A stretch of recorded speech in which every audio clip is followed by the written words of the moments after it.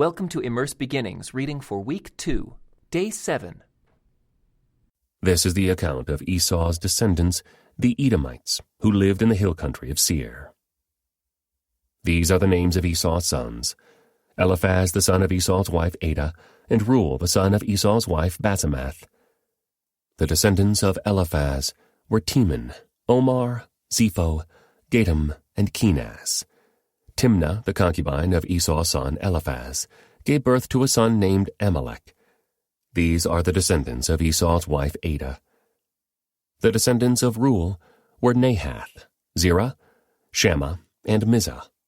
These are the descendants of Esau's wife Basemath. Esau also had sons through Oholibamah, the daughter of Anah and granddaughter of Zibeon. Their names were Jeush, Jalam, and Korah. These are the descendants of Esau who became the leaders of various clans. The descendants of Esau's oldest son, Eliphaz, became the leaders of the clans of Teman, Omar, Zepho, Kenaz, Korah, Gatam, and Amalek. These are the clan leaders in the land of Edom, who descended from Eliphaz. All these were descendants of Esau's wife, Adah. The descendants of Esau's son Reuel became the leaders of the clans of Nahath, Zerah, Shammah, and Mizah. These are the clan leaders in the land of Edom, who descended from Reuel. All these were descendants of Esau's wife Basemath. The descendants of Esau and his wife Oholibamah became the leaders of the clans of Jeush, Jalam, and Korah. These are the clan leaders who descended from Esau's wife Oholibamah, the daughter of Anah. These are the clans descended from Esau, also known as Edom, identified by their clan leaders. These are the names of the tribes that descended from Seir the Horite. They lived in the land of Edom: Lotan, Shobal, Zibeon, Anah, Dishon, Ezer, and Dishan. These were the Horite clan leaders, the descendants of Seir, who lived in the land of Edom. The descendants of Lotan were Hori and Hemam. Lotan's sister was named Timnah. The descendants of Shobal were Alvan, Manahath, Ebal, Shepho, and Onam. The descendants of Zibeon were Aya and Anah. This is the Anah who discovered the hot springs in the wilderness while he was grazing his father's donkeys. The descendants of Anah were his son, Dishon, and his daughter, Oholibamah. The descendants of Dishon were Hemdan, Eshban, Ithran, and Kiran. The descendants of Ezer were Bilhan, Zaavin, and Achan. The descendants of Dishan were Uz and Aaron.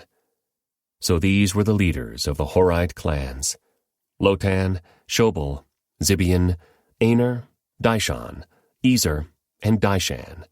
The Horite clans are named after their clan leaders, who lived in the land of Seir.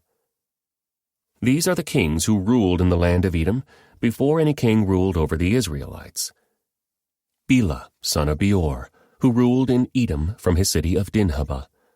When Bela died, Jobab, son of Zir, from Bozrah, became king in his place. When Jobab died, Husham from the land of the Temanites became king in his place. When Husham died, Hadad, son of Bedad, became king in his place, and ruled from the city of Avith. He was the one who defeated the Midianites in the land of Moab. When Hadad died, Samlah from the city of Masrekah became king in his place. When Samlah died, Shaul from the city of Rehoboth on the river became king in his place. When Shaul died, Baal-Hanan, son of Akbor, became king in his place. When Baal-Hanan, son of Akbor, died, Hadad became king in his place and ruled from the city of Pau. His wife was Mehetabel, the daughter of Matred, and granddaughter of Mezahab. These are the names of the leaders of the clans descended from Esau, who lived in the places named for them: Timnah, Alva, Jetheth, Oholibamah, Elah, Pinon, Kenaz, Teman, Mibzar, Magdiel, and Iram. These are the leaders of the clans of Edom, listed according to their settlements in the land they occupied. They all descended from Esau, the ancestor of the Edomites. So Jacob settled again in the land of Canaan, where his father had lived as a foreigner. This is the account of Jacob and his family. When Joseph was 17 years old, he often tended his father's flocks. He worked for his half-brothers, the sons of his father's wives, Bilhah and Zilpah.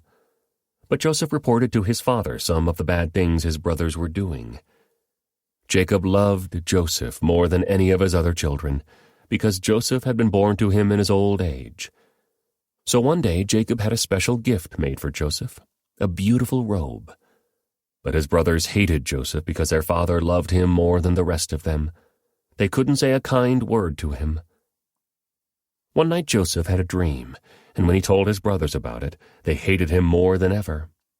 "Listen to this dream," he said. "We were out in the field, tying up bundles of grain. Suddenly my bundle stood up, and your bundles all gathered around and bowed low before mine." His brothers responded, "So you think you will be our king, do you? Do you actually think you will reign over us?" And they hated him all the more because of his dreams and the way he talked about them. Soon Joseph had another dream, and again he told his brothers about it. "Listen, I have had another dream," he said.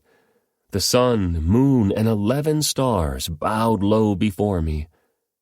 This time he told the dream to his father as well as to his brothers. But his father scolded him. "What kind of dream is that?" he asked. "Will your mother and I and your brothers actually come and bow to the ground before you?" But while his brothers were jealous of Joseph, his father wondered what the dreams meant. Soon after this, Joseph's brothers went to pasture their father's flocks at Shechem. When they had been gone for some time, Jacob said to Joseph, "Your brothers are pasturing the sheep at Shechem. Get ready, and I will send you to them." "I'm ready to go," Joseph replied. "Go and see how your brothers and the flocks are getting along," Jacob said. "Then come back and bring me a report." So Jacob sent him on his way, and Joseph traveled to Shechem from their home in the valley of Hebron. When he arrived there, a man from the area noticed him wandering around the countryside. "What are you looking for?" he asked. "I'm looking for my brothers," Joseph replied. "Do you know where they are pasturing their sheep?" "Yes," the man told him. "They have moved on from here, but I heard them say, 'Let's go on to Dothan.'" So Joseph followed his brothers to Dothan and found them there. When Joseph's brothers saw him coming, they recognized him in the distance. As he approached, they made plans to kill him. "Here comes the dreamer," they said. "Come on, let's kill him and throw him into one of these cisterns. We can tell our father a wild animal has eaten him. Then we'll see what becomes of his dreams." But when Reuben heard of their scheme, he came to Joseph's rescue. "Let's not kill him," he said. "Why should we shed any blood? Let's just throw him into this empty cistern here in the wilderness. Then he'll die without our laying a hand on him." Reuben was secretly planning to rescue Joseph and return him to his father. So when Joseph arrived, his brothers ripped off the beautiful robe he was wearing. Then they grabbed him and threw him into the cistern. Now the cistern was empty. There was no water in it. Then, just as they were sitting down to eat, they looked up and saw a caravan of camels in the distance coming toward them. It was a group of Ishmaelite traders taking a load of gum, balm, and aromatic resin from Gilead down to Egypt. Judah said to his brothers, "What will we gain by killing our brother? We'd have to cover up the crime. Instead of hurting him, let's sell him to those Ishmaelite traders. After all, he is our brother, our own flesh and blood." And his brothers agreed. So when the Ishmaelites, who were Midianite traders, came by, Joseph's brothers pulled him out of the cistern and sold him to them for 20 pieces of silver. And the traders took him to Egypt. Some time later, Reuben returned to get Joseph out of the cistern. When he discovered that Joseph was missing, he tore his clothes in grief. Then he went back to his brothers and lamented, "The boy is gone. What will I do now?" Then the brothers killed a young goat and dipped Joseph's robe in its blood. They sent the beautiful robe to their father with this message, "Look at what we found. Doesn't this robe belong to your son?" Their father recognized it immediately. "Yes," he said, "it is my son's robe. A wild animal must have eaten him. Joseph has clearly been torn to pieces." Then Jacob tore his clothes and dressed himself in burlap. He mourned deeply for his son for a long time. His family all tried to comfort him, but he refused to be comforted. "I will go to my grave mourning for my son," he would say, and then he would weep. Meanwhile, the Midianite traders arrived in Egypt, where they sold Joseph to Potiphar, an officer of Pharaoh, the king of Egypt. Potiphar was captain of the palace guard. About this time, Judah left home and moved to Adullam, where he stayed with a man named Hira. There he saw a Canaanite woman, the daughter of Shua, and he married her. When he slept with her, she became pregnant and gave birth to a son, and he named the boy Then she became pregnant again and gave birth to another son, and she named him Onan. And when she gave birth to a third son, she named him Shelah. At the time of Shelah's birth, they were living at Chezib. In the course of time, Judah arranged for his firstborn son, to marry a young woman named Tamar. But was a wicked man in the Lord's sight, so the Lord took his life. Then Judah said to Er's brother Onan, "Go and marry Tamar, as our law requires of the brother of a man who has died. You must produce an heir for your brother."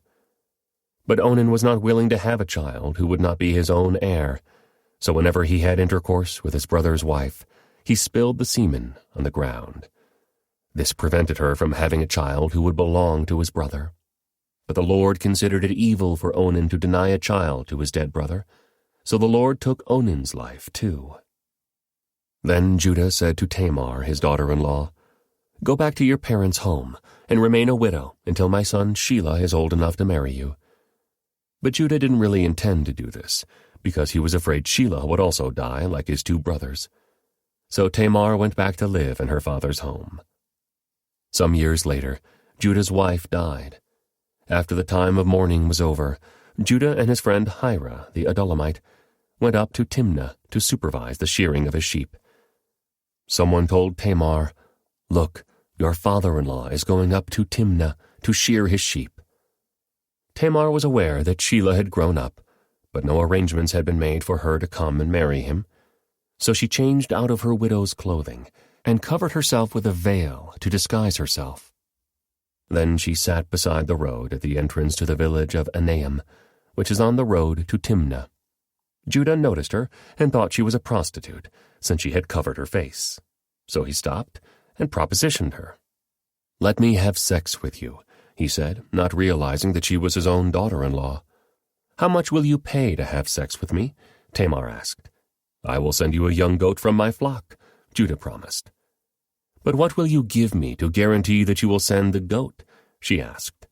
"What kind of guarantee do you want?" he replied.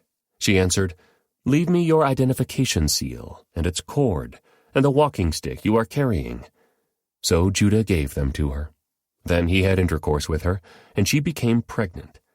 Afterward she went back home, took off her veil, and put on her widow's clothing as usual. Later, Judah asked his friend Hira the Adullamite to take the young goat to the woman and to pick up the things he had given her as his guarantee. But Hira couldn't find her. So he asked the men who lived there, "Where can I find the shrine prostitute who was sitting beside the road at the entrance to Anaim?" "We've never had a shrine prostitute here," they replied.